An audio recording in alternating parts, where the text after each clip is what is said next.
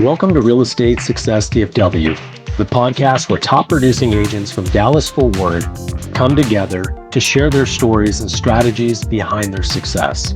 I'm Shaune Corbett, your host, and with over 300 million sold in the local real estate market and the honor of being best at the multiple times, I know what it takes to make it in this market. Each episode, we're going to dive into the world of real estate, learning from the very best in the industry. If you're ready to level up your game, you're in the right place. Let's get started. Hey everyone, Shaune Corbett here. We are Real Estate Success DFW, and I have a celebrity on the call with me. His name's Dillan McDonald. And how are you, Dillan? Man, I'm doing blessed, man. I'm great. So Dillan runs a high-producing team here. We're actually both in Grapevine. Well, he's kind of Grapevine, Colleyville. Is that kind of where the Wall Team focuses? Yeah, we're in Colleyville, yeah. Yeah, my office is actually in Grapevine. I didn't share that with you, so I'm not too far from the Wall Team. Nice. But Wall Team pretty much dominates that particular space and area, and they have a good-sized team, but they're really hyper-focused on where they're at and what they're doing in that specific space. And Dillan actually runs the team, and he's been doing that for a while. We're going to talk a little bit about his background, but I want to kick off a few things just for context so you understand a little bit more about Dillan McDonald. He's a UT grad, economics 2006, got into business 2009, so he's been licensed for 15 years. He began with RE/MAX, and then that was 5 years before joining the Wall Team in 2014. He's currently a broker supervisor. We talked about that over the Wall Team Realty Associates in Colleyville. And all of us, including myself in the area, we all know who the Wall Team are. They sell a ton of real estate, and we have a lot of respect for what they do. He's done over 950 transactions, which I can't even imagine. I've got a pretty good transaction count for myself, but it's not even close to where Dillan's at. So that's incredibly impressive. Basically averaging 22 million in sales for the past 10 years. He graduated from the MetroTech's Leadership Program 2021, and awarded MetroTech's 40 Under 40 Award, which is another prestigious award. Currently, high-producing team, 10 agents, and they're on pace to do 155 million here in the area, which is very high volume. We are not California. We do not sell $4 and $5 million houses here. We sell probably average, what do you think, 600 to 700,000? Yeah, that's about our average price point. It's around 650. So you got to sell a lot of houses to get to 155 million in our market. So that's incredibly impressive. I really appreciate you jumping on with us. I appreciate the invite. Sure.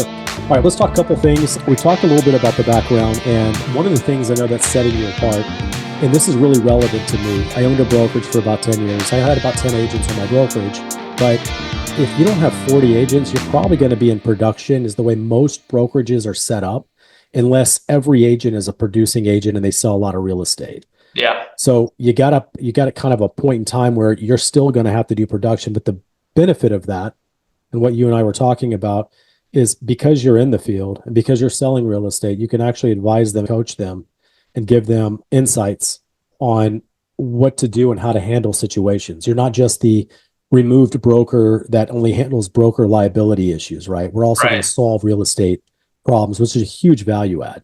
Yeah, that's one of the things I'm honestly most passionate about, is just given the experience I have is helping other agents really get through the muck, so to speak. There's a lot of complicated things in our industry that are always changing. And so if you're not actively doing it, it's hard, in my opinion, to be a good value provider to your team members when you're sitting in a glass house somewhere. You're not actually in the trenches. So 100%. I think it's important to be in it, involved in it. It's not all perfect all the time. As someone always tells me, it's not all profit, no problems. No, if it were, we would have a lot more agents and a lot less problems, and it wouldn't work. You got to have a problem to solve. I know sometimes you get buyers and sellers that are like, well, what do I need an agent for? And we're looking at it like, unless you're doing this every day, I can't even imagine why you would put all of the risk on the most expensive asset that you have without any experience doing it. It's really naive to kind of approach things this way. Yeah, I think so. I mean, having done it full time for 15 years, I've seen all the things that can go wrong. And so I think if people really knew the extent of what the downside is of not knowing the pitfalls along the way, Mhm. Yeah, you're setting yourself up for a potentially big problem. So No, for sure. Yeah. And they won't know until they know. Sometimes the pain comes after they realize. And sometimes they still don't know what they really lost by the time they get through the whole thing because they don't know what success looks like. They're not selling houses every day. right. So you've got a pretty specific experience and background. What's really led you into getting into real estate, right? So you went to UT, got an economic degree.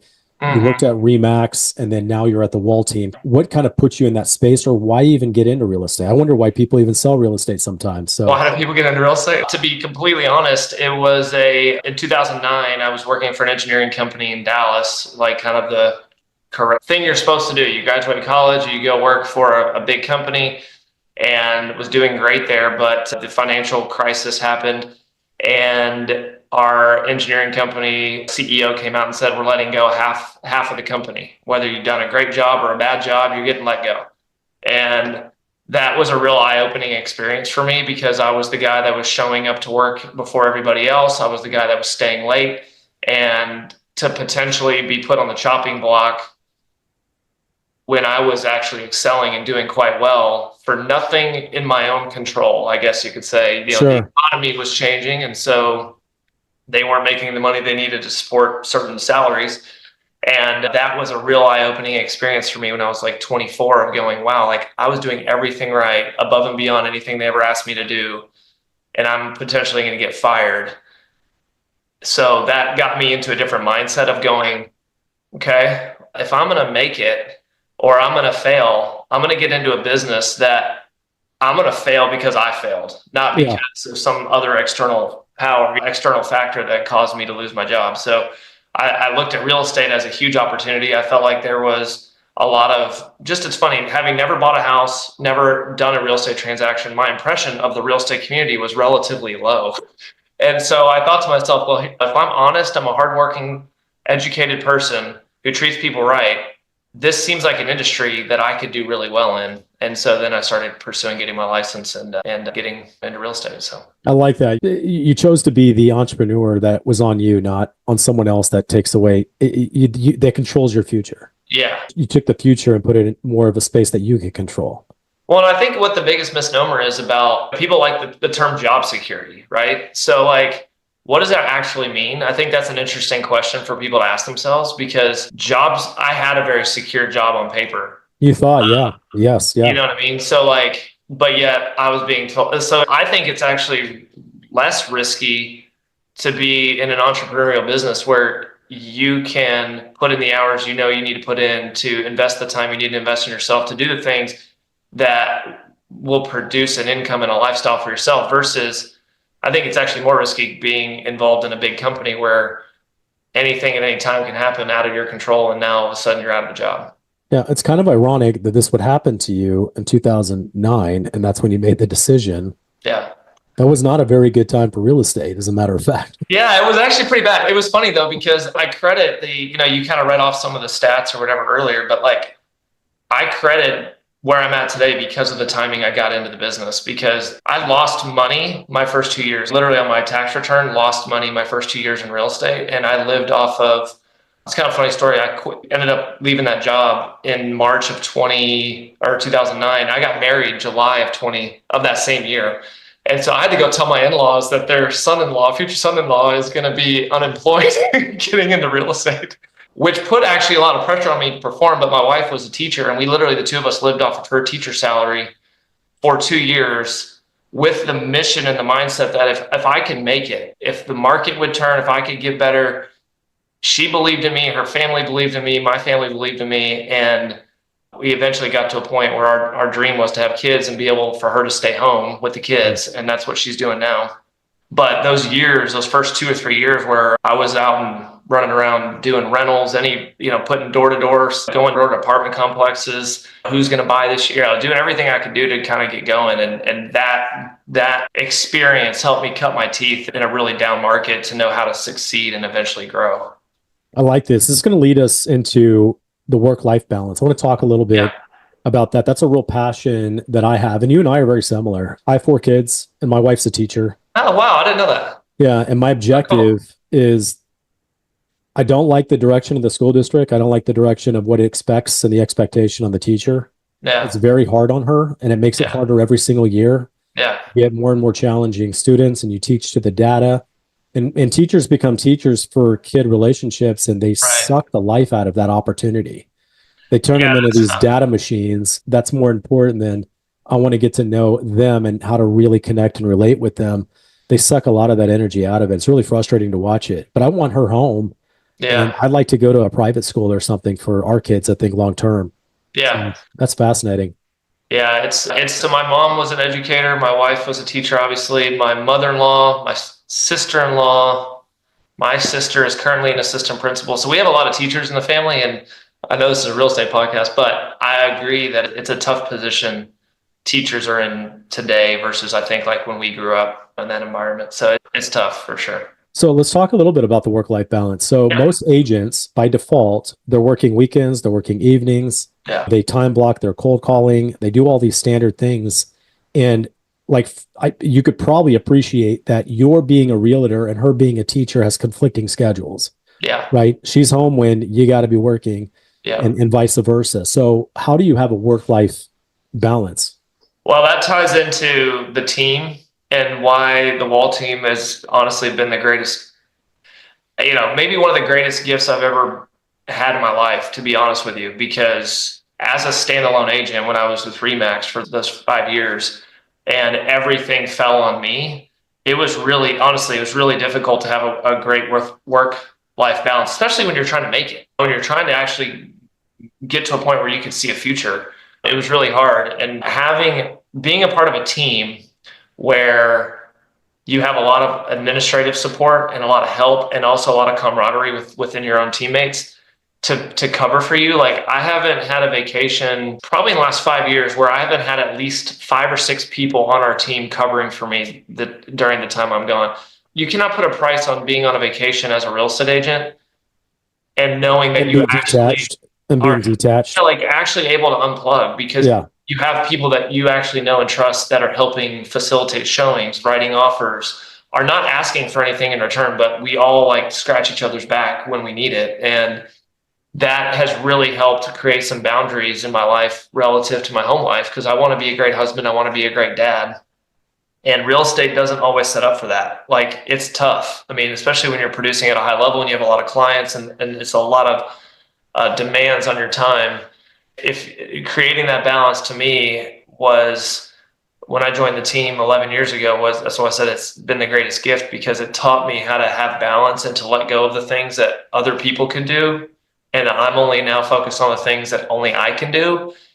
And so I'm working the same amount of time, but I'm actually much more productive. So that has been a huge blessing to me being a part of this team. I love that. I do specific targeted training, and my third phase of my training is scalability. Yeah. And that's where we're going to be going from, 5+ transactions a month and learning how to do it at a higher dollar per hour time spent. Right. Yeah. Like I don't show houses. I don't even have a listing presentation, right? Because I only work with people that know me.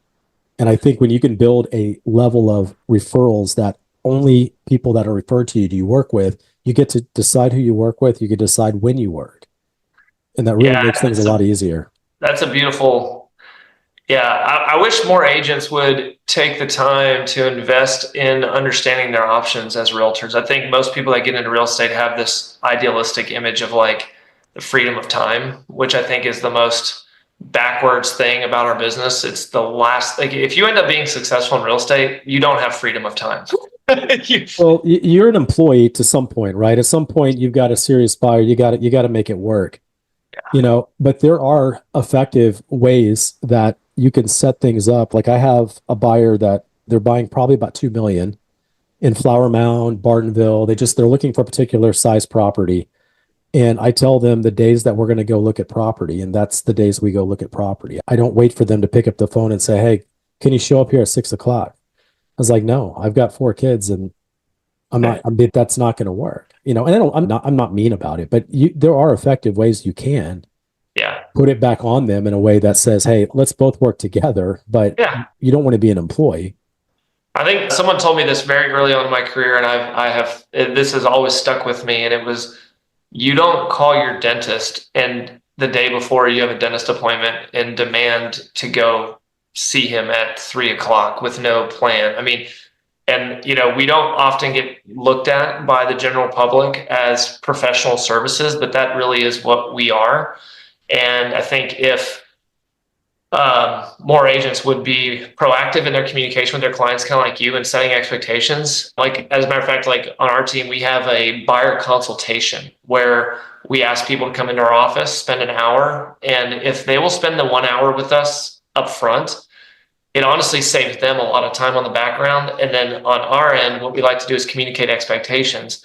And so like we have a guy in our office, Michael, who he wants to have a Sabbath day every week. And so that is usually on a Thursday, Thursday evening at 5 to Friday evening at 5, where he is for 24 hours unplugged. And he communicates that to the clients when they come in and say, hey, is this okay? Does this work for you? This is something for me that's important. And so from Thursday at 5 to Friday at 5, I'm not going to be available to return phone calls, to show properties, to whatever. And he's been on the team, I think 12 or 13 years, and has run into very little resistance. Most people are very understanding. Most people are like, oh my goodness, yeah, of course, like take that time. I think we're scared a lot of times to tell people that for fear that they may go, oh, well, he doesn't have time for me, he's too busy for me or whatever. Well, you set the expectation up front. Yeah, if you're honest, I think people respect the honesty. I think it builds trust. I think that if he says, look, I'm your guy 6 out of 7 days a week, 24/7. But this 24-hour period, I need, to be able to unplug to serve you the best I can during the other 6 days a week. People respect that. And then they know if he's being honest with me now about this, he'll be honest with me in the future about other things. And it actually is a great way to build trust with your clients. I love that. We have a Sabbath as well. We do Sunday, which I know is not the most friendly for real estate in the real estate business, but ours is specifically around technology. We have no TV. We have no iPads. We have no phones, no nothing. Wow. And then we do family intentional. And you got to be intentional, right? I mean, you want to be a great father. We always talk about intentionality. So we intentionally set aside all that and we only do things together. Now, we'll go to people's houses. We'll do lacrosse tournaments because for me, that's leisure to me to go sit and watch my son play lacrosse. Sure. I love it. I enjoy it. It's good for our family. It brings us together. And we don't have to have technology to do that. So you can implement Sabbath in other ways as well. But I think that's fantastic that someone will actually fully unplug for 1 day a week. That's a tough thing to do, and it's very good for you. Well, you can only really do that if you have a team or you at least have some sort of assistance from other people. So, sure.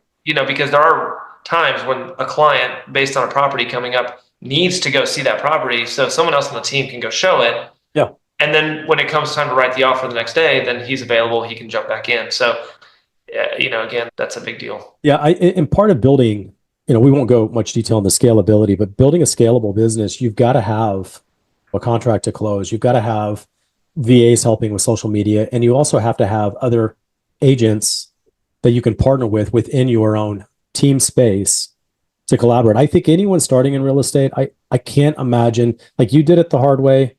I wouldn't say I did it the hard way. I wasn't on a team. I never even worked for a broker in my life. I just got a license. And then I thought whenever I was creating my brokerage, what would be a value add if it were me working for me? And I came up with my own system and my own scale and everything. I even created my own contract to close coordinator for all of my agents. So I knew I didn't have to micromanage the contract. Someone else would do that for me. Yeah. And it was a value add that I could offer agents. Anyway, so I was doing all of that and I didn't work in a team, but I look back now, for anyone new, not everyone's an entrepreneur, right? Not everyone can wake up and just start creating opportunities out of thin air. So having someone that can teach you how to do that and how to get through a contract and a transaction effectively is really valuable to have a team partner. Yeah, I think one of the biggest, I don't want to say mistakes because it led me to where I'm at now, but like we have a guy, Chip, on our team, came here from California with no real estate experience, 0. 4 kids. I think all 4 kids are under the age of 6. Wife wants to stay home. I mean, has a big why, meaning needs to be able to produce enough money to fund this lifestyle that they have. And he came in and was like, look, I know I don't have anything to offer you guys at the team. I don't have any experience, but if you guys will just teach me and show me, what to do, I'll do it. And so we set him on a course, and he joined the team 2.5 years ago, and he is our top producing buyer agent. He's going to make over $300,000 this year of his own personal take-home money. And his first year, I think he did 25 deals. And if he was going to try to do this on his own, kind of like when you started like doing your own thing, there's no way, like even with me, it's like, there's no way you can do that because you don't have the brand name, you don't have the marketing power, you don't have the leads.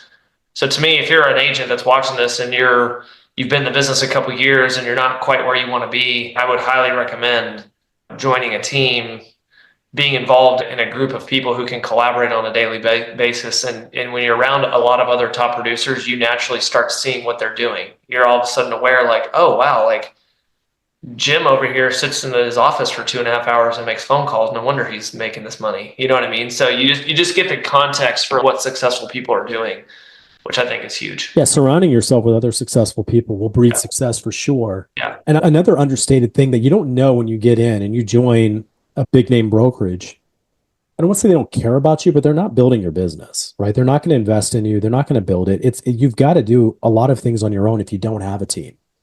That's why it's very important to get someone that has a reason to invest in you, even if you've got to give up 50-50, right? Just get somewhere. If you don't have traction and you don't have transactions, it's really hard to build on nothing. So even 50-50 is better on 10 transactions than 90% on, 3. Yeah, I think that was on a bigger scale. That was very true for me.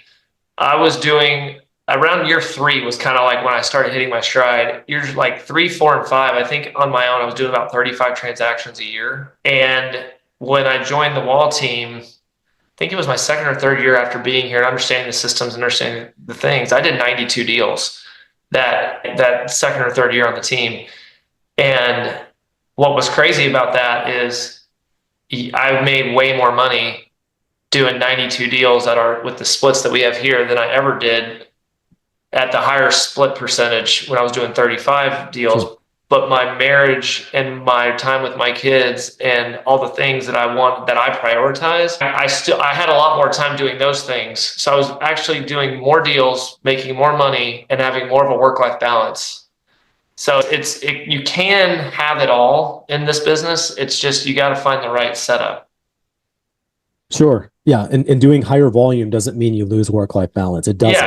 Yeah. And that's a misnomer, right? Like even, generally I close about 100 deals a year just on my own. And I realized that when I closed 20, 30 deals, my work-life balance wasn't any better. Right. It's actually better now because I don't do a lot of the entry-level things that would distract from my time and just not worth my effort. Like I need other people to take care of those things. So I think I could really share that sentiment. The work-life balance can still be in track whenever you're doing high volume for sure. I watched it wasn't a podcast. So it was on Instagram. I saw it was Jeff Bezos or it was Steve Jobs when he was alive. I can't remember now exactly what it was, but they were talking about work-life balance and how they don't like using that word because it implies, and I never thought of it this way until they said it. And I was like, yeah, that's true. So work-life balance implies that like basically if you're doing well at one thing, you're not doing well at another. Right. And we're trying to create this equilibrium of balance, which is what work-life balance by nature stands for. So like we're constantly kind of, week in, week out doing this teeter-totter. And he said, but in reality, it really shouldn't be work-life balance. It should be called work-life harmony. And what he meant by work-life harmony is when you are satisfied at work, when you are producing at a high level, when you're excited to wake up every day and serve your clients, you're better to be around at home. Like you're a more positive person to be around at home versus you can have all the balance in the world staying at home, not doing anything, but your wife and kids are miserable when they're around you because you're not happy because you're not being successful. So like success and doing the things that you want to do, it's a harmony. It's like they're working together constantly. And I think if more people would frame it in that context, I think it would help, especially real estate agents who can burn out pretty quickly. If, you're a top producer and, having a lot of success, it's hard to figure out how to make it work. But I think if your spouse or your kids understand the harmony that goes into it, I think it's worked well for me, at least. No, I think it's a really good point. And here's another thing that I think about, like we talk about volume. Volume is what's going to create long-term success. And I don't mean to say it subtly. So if I'm an individual agent, I'm probably not going to likely get to 100 transactions a year without some type of team or other elements into it. So we'll go back to the original assumption. You building it on your own, you might only get about 10, 12 deals a year on your own, even if you kept 100%. It would be better for you to do 30 or 40 and even give up half. Because what happens, and this is what I try to explain to people that are coming into this, the objective is to, even if you have to give 50-50 or more, whatever the transaction, split is, if you start pocketing those transactions and those relationships and those clients, that's where the referral base comes from. Yeah. When you're only closing 10 to 12, it's going to take you a while to get up to 40 or 50. But if you can do 40 or 50 in the first year, you're going to jump at some point. Even if you left and did on your own thing, you've got your own database of really quality, good referrals that you can build and tap into, and it's going to multiply. And I think people forget that you got to have transactions in order to multiply future transactions. Yeah. I think people get so caught up in the whole, like, I'm giving up something again in real estate. Like, oh, well, if I'm with, I won't say a specific brand, but anyway, the point is like, there's different tier structures and things. And there's some companies where you can pay a flat fee per transaction. Other takes, more splits. But I always I'm like, all I care about at the end of the year is what kind of life did I get to live and how much money did I put in the bank, right? And so, like, if those two things are positive, what you gave up really, to me, is irrelevant, because it's a lot of business you might not have had anyway. Like for our agents, we have 2 agents this week that are closing $2 million over. One's a 2.3 and others 2.4. Those are deals that they wouldn't have had on their own. They're getting 50-50 on a $2.4 million transaction. That amount of money is way more money than they would have made if they were keeping 90% of business that they weren't generating. You know what I'm saying? So I think getting past the point where it's all about the split, I think that's where it throws a lot of agents off from really obtaining the life that they want to live, because they're worried about, I have to give up this percentage of the commission, versus focusing on what they're getting and their time back.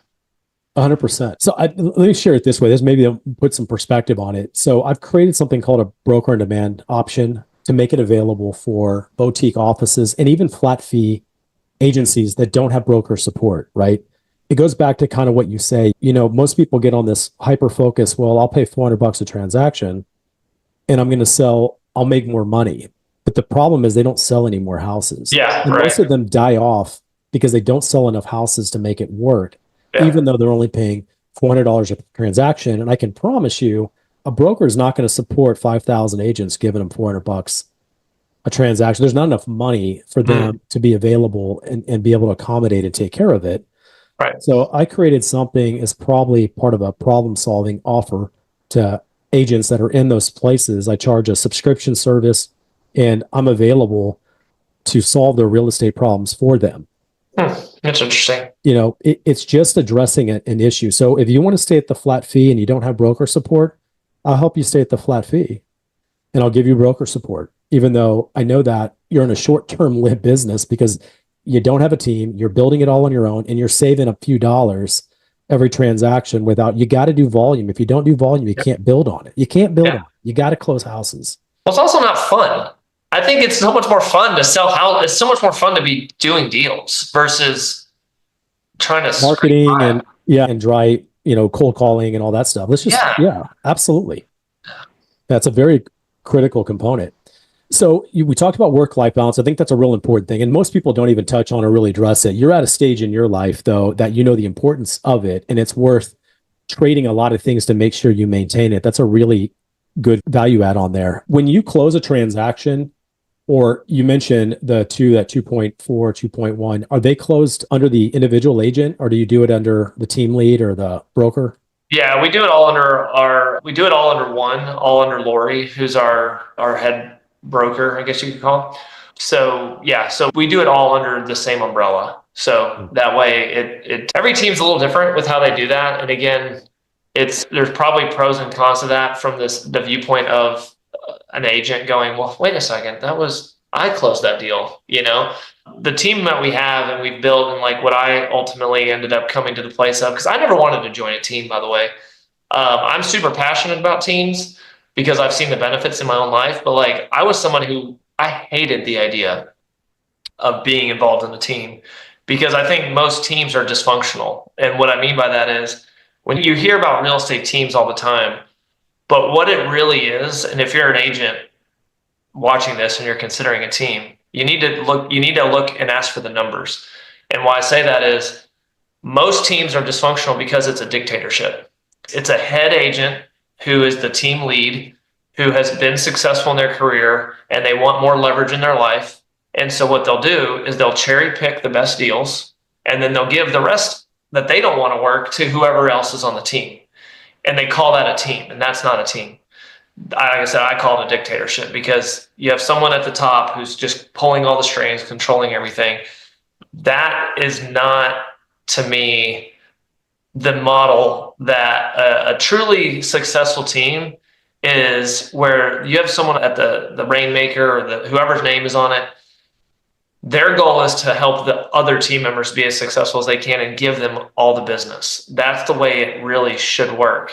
And that way you have trust within the team. There's a reason to be on the team other than just the camaraderie. You're actually getting deals that you wouldn't have normally have gotten that are actually good. They're actually not just the dregs that someone else didn't want, So Sure. Yeah. And I think you get to a certain point and it's good that they don't have to be in the production because the team is at a high enough volume that they don't have to be picking out. And we used to like cannibalizing the opportunities, right?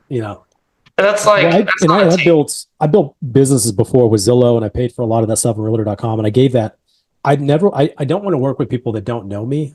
It's just kind of I don't know. I've just always been this way. It's fortunate that I've been able to go from scratch to selling a ton of real estate without having to do cold calling or postcards or anything. I have no marketing. I do my podcasts, I have training programs, and I have a heavy referral database. I mean, real heavy. That's awesome. So that's the way I've always going to grow. But I can understand, like, I like you call it a dictatorship, where you have someone that is pulling all the strings, they make all the calls, and they get to decide where and how they work, and then everybody else gets the scraps. Yeah, that's hard to really promote and build up other agents when they see that, right? They see that in direct cannibalism. Well, that's why like one of the questions I wish I knew to ask early on that I tell anyone interviewing for any real estate office is I want to know how much, like, what's not just like what your top producer is making, but I want to know like what your average agent is making, because that to me tells you the proof is in the pudding when you get down to the actual like income per agent. Like you can say, oh, our office has sold 100 million this year. Well, if you have 800 agents, and 50 of them are doing 90% of the business, and you've got 700 agents who are doing nothing, 1 or 2 deals a year. That's not, to me, that's not exciting. But if you find an office where you're like, yeah, our average agent makes 150 a year to 250 a year. Our top producers make 300 to 400. The lowest producer on the team is doing 50 to 80. Well, it's like, okay, at least now like what you can expect if you join that office. And I think that's a real important thing for an agent to look into. And if they're not willing to share that information with you, you probably got your answer. Yeah. Oh, no, for sure. And I would think, as you would guess, most big box brokerage facilities, 90% are not selling that much real estate in general. But if we go down and drill down to a team, it would be even hard pressed to find even your lowest producers are still making money. But there's enough available opportunity, and you only take in what you can provide. That makes a difference. That means that anyone on the team is making money, and that's a good place. I mean, that's a big sellable. We have a rule on our team where if bringing someone else on the team would take away from the opportunity of the existing team members who have helped us and build this team over the years, we're not going to bring someone on the team. And I think that's the average agent in our company has been here, I think 6 or 7 years. And for a team, that's a pretty long time. We've got several people that are like myself, 10, 11, 12 plus years. And I think that builds trust when hey, If the business grows to a point where we need new people, we'll go recruit and bring people in because high tide rises all the boats. But if there's not room for someone on the team, we're not gonna go recruit and bring someone on if it's gonna take away from the rest of the group. So For sure. All right. Last thing I want to cover is anything particular with market trends. That was something that I think you wanted to cover or talk about. Anything unique that you see where we are today? We just had the election. I think most of us are seeing some energy again back in the market. yeah, I think as far as trends in the marketplace, I think everyone is pretty excited, whether your candidate won or lost. I think everyone's just excited that the election's over. The pressure of all the stress, all the negativity, all the anxiety around the what ifs and the scenarios and that. At the end of the day, people get back to life, pretty quickly after an election's over. I'm super optimistic. I went to Inman Connect in Austin a few months ago, and they had all sorts of chief economists and CEOs of big companies that spend a lot of money in research. And the general consensus among the top brass there was that we're going to see a 10 to 12% increase in unit volume next year in 2025, which is huge. We've been kind of in a 3 or 4 year pattern where each year transaction volume across the board has been going down and down for different reasons. So 10% sounds great, but we're also at the lowest we've been in like 30 years on transaction count. It's So crazy. anything up is good, but we have a long ways to rebound.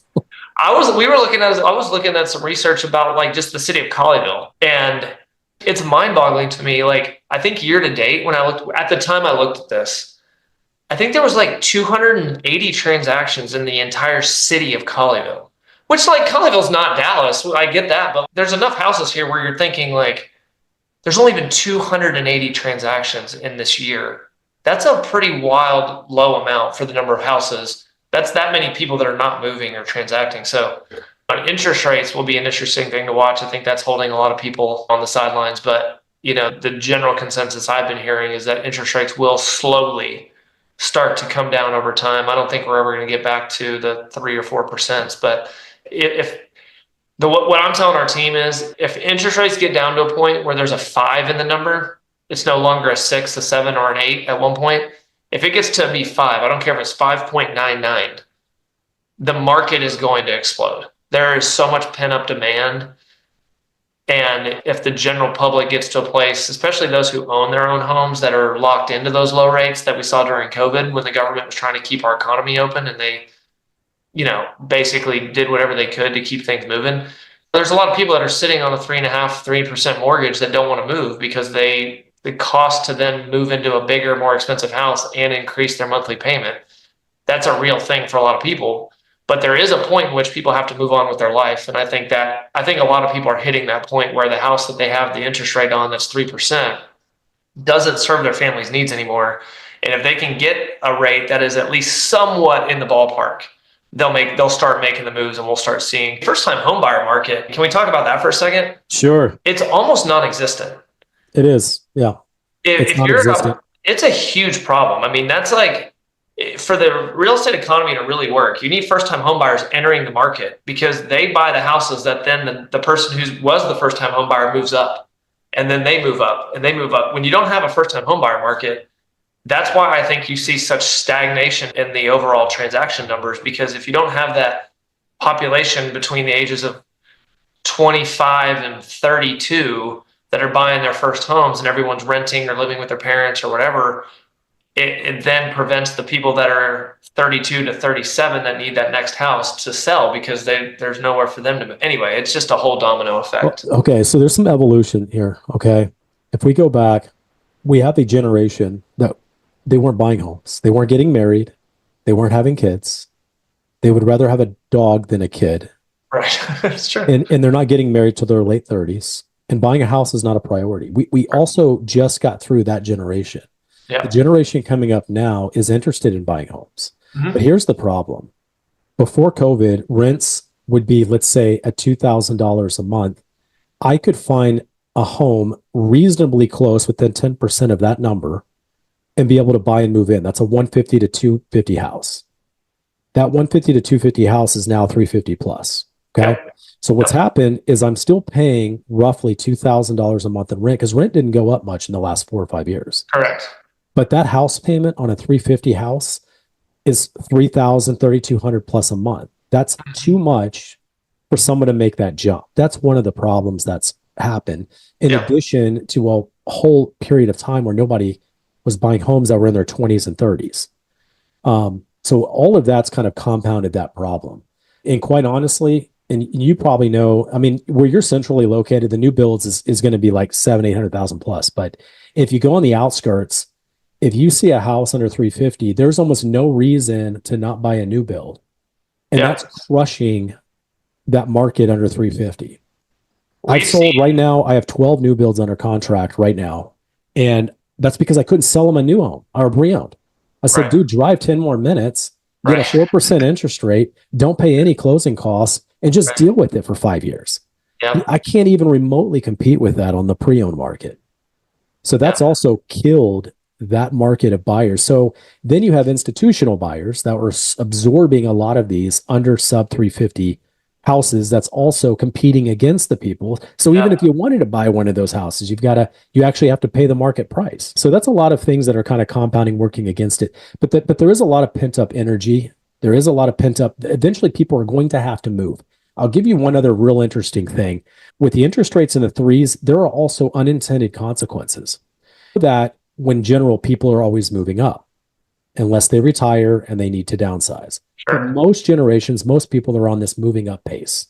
I want a bigger house, nicer car, whatever. What happened is when you got locked in at 3% and you run out of money and you can't afford that because of taxes and insurance, you can't move down. Right. Because now you're getting a 6% loan on the same quality house. So your payment's way higher. Even if you cut, let's say you go out into the sticks. I've even tried to do it myself because I got a 3% interest rate. And on our main home, we've got a bunch of houses, but the main home that we have, I was saying, well, what if we take advantage of one of these 3.5% new build opportunities and we get a 3,000 square foot, 5-bedroom house? It would cost me like $1,000 more a month than our Flower Mound house with 5 bedrooms. And I'm like, I can't do it. Like, I'm not going to take, there's no reason to do it. Even at 3.5, I still can't do it. Right. So there's a move down problem. Yeah, that's people get stuck there, right? They can't move at all. So that's the other group that's stuck. You got a 3%, you're going to have a hard time moving. Yeah, it's a good point.